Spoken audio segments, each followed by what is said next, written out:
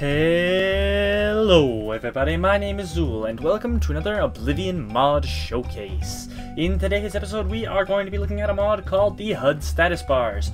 This is actually a fairly old mod because I was having trouble finding a mod for me to cover this week that I had time to cover, so sorry, but this is still a really cool mod, and I will be getting back to the newer mods as soon as I can. So what does this mod do? It gives you options on how to have your HUD set up.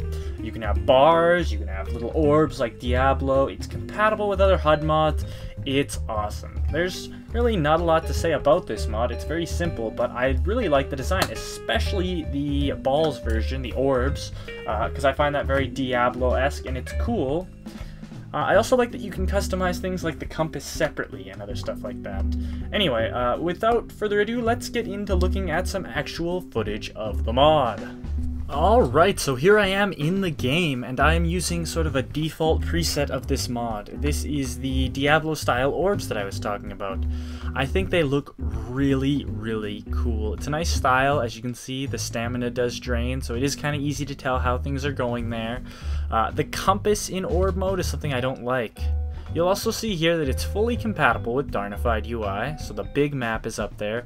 It has a small little thing where it moves the mini-map over to open up your main map, but that's pretty much it. Now let's look at a different style. Okay, and here we are in the Skyrim Style preset, and as you can see, it has the different bars for Skyrim, and the stamina and all that stuff looks really good, so if you jump, it drains. That's good. It also has the Skyrim Style compass, and this is something that I extremely prefer to Oblivion's compass. I like the minimalist style of Skyrim's heads-up display, and this is kind of cool to be able to have that in Oblivion, especially the compass, which works a lot better in a game like this, as opposed to the very strange one that they have in Oblivion. But remember that you can actually configure this thing, so we're going to take a quick look at the ini file and some OMod installation, so stick around. So you can install this mod the normal way using the Oblivion mod manager. It actually has OMod conversion data, so don't worry when it says that you have to do something special. You pretty much just use the OMod conversion. After that, just select your base look, and then you want to select your compass. If you don't have BT mod, don't select that, and if you don't have Darnified UI, don't select that. I have Darn, so I'm going to go with this. After that, you select your compass. I'm going to select the Skyrim style compass, and then it's going to ask if you'd like to extract the documentation. I would recommend hitting yes for this, because the documentation is going to be important for configuring the mod. So, if we come into our data folder for Oblivion, and we go to Docs, there is actually going to be some guides to show you how to customize this, so I'd recommend reading through those because I am not going to go very in-depth, but I am going to inform you that these are the two inis here in the ini folder. If we open this up, probably using something more like a Notepad++, an optional program you can get that makes editing these files a bit easier, then we will be able to change some things. So, for example, in the space one here, we can select the vertical gap between each HUD bar.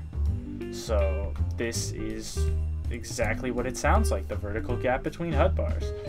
You can also change other things like the horizontal gap, that kind of thing, and it's really good to just mess around with it. You can get your HUD looking exactly how you want it, keeping in mind that this is the default settings, the vanilla bar adjustments, how to change the custom bars, like you can change things about the orbs, and there's also a HUD status bars ini here, which you can also edit again with Notepad++.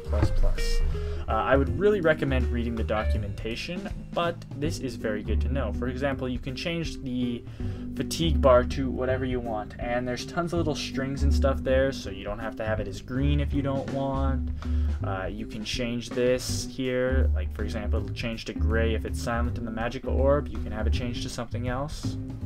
The angel holding the bar changes color if you get mental attribute, that kind of thing. Like, you can really sort of mess around with this if you know what you're doing. If you don't, this might not be the best mod for you, although there is a ton of documentation. I could walk you through this, but the video would just be far too long and nobody would want to watch it. So, yeah.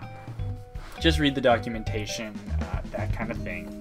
Thank you very much for watching. I really hope you enjoyed the video as much as I enjoyed making it. Please recommend some mods for me to cover. I was having trouble with a couple of the mods that I'd planned, and I'm just really not sure what to do for Oblivion mods right at this moment. I'm sure I'll get some ideas for next week though, and until then, I have been Zool. Have an excellent day.